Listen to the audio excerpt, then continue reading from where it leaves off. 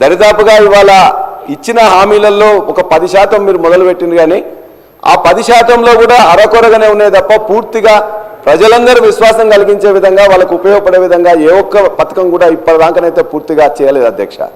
మిగతా 90% హామీలు కూడా ఖచ్చితంగా ఇవాళ చేయలే.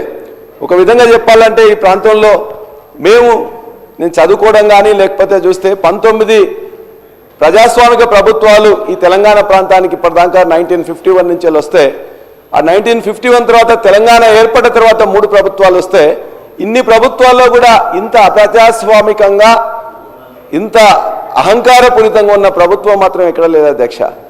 అంతేకాదు అధ్యక్ష, అనుభవం లేమితో ఇవాళ అత్యంత తక్కువ కాలంలోనే అప్రతిష్ట మూట కట్టుకున్న ప్రభుత్వం ఈ ప్రభుత్వంగా ప్రజలందరూ భావిస్తున్నారు అధ్యక్ష.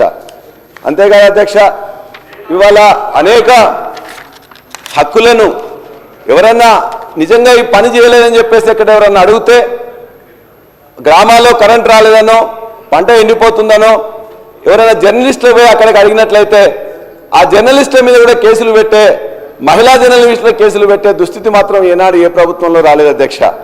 ఇవాళ ఫీ రియంబర్స్మెంట్ ఏమని అంటే కొట్లాట, సర్పంచులు పెండింగ్ బిల్లులు ఏమంటే కూడా ఇబ్బంది అధ్యక్ష. అరే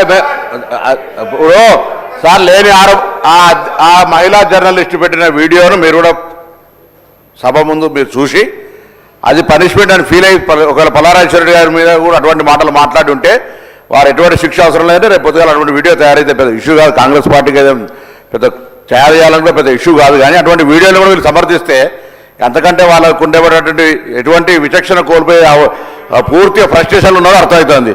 అనుభవం గురించి మాట్లాడుతున్నారు. ఎవరికి అనుభవం లేదు అధ్యక్ష? కాంగ్రెస్ పార్టీకి అనుభవం కావాలా? అనుభవం గురించి మాట్లాడుతూ ఉన్నారు, లేకపోతే పెద్ద అనుభవ రాహిత్యంగా పని జరుగుతుంది అంటున్నారు. 14 సంవత్సరాల మొత్తం అణిచివేతకు గురైనాడు. ఎక్కడ అణిచివేతకు గురైనాడు అధ్యక్ష? ప్రజాస్వామ్యమే లేదని చెప్తా ఉన్నారు. 14 సంవత్సరాలు ఇటువంటి పద్ధతి మాట్లాడితే నేను దయచేసి సభకు సంబంధించి గవర్నర్ గారి ప్రసంగం మీద వారు చెప్పమనండి. వారికి విమర్శించదలుచుకున్నా మేము నెగటివ్ రోడ్లో పోతున్నామంటే మాకే అభ్యంతరం లేదు. గవర్నమెంట్ మేము 14 నెలల్లో మేము ప్రభుత్వం దిశ వేరుగా పోతా ఉన్నది, అవన్నీ మాట్లాడుకోండి. కానీ ఒక మాకు జర్నలిస్ట్ అంటే గౌరవం ఉంది. జర్నలిస్టులకు కాంగ్రెస్ పార్టీకి సంబంధించి ఎన్నడూ కూడా మేము అట్లా సొంత పత్రికలు సొంత టీవీలు పెట్టుకోవాలని ప్రయత్నం ఎన్నడూ చేయలేము. మేము జర్నలిస్టుల మీద విశ్వాసం అనేది మంచి రాయాలి, చెడుగు రాయాలని. ఇక అంత పూర్తిగా భాష మరందరికీ ఒకసారి వీడియో చూస్తే ఆ భాషను ఎవరు వ్యక్తిగతంగా ఎవరి గురించి మాట్లాడుతున్నారు ఆ భాషను చూసినట్టయితే మేము సమర్థిస్తే సభ్యులు ఆ జర్నలిస్టుకి మద్దతుగా మాట్లాడినటువంటి మాట ఉపసంహరించుకోమని కోరుతాను ఈ సందర్భంగా.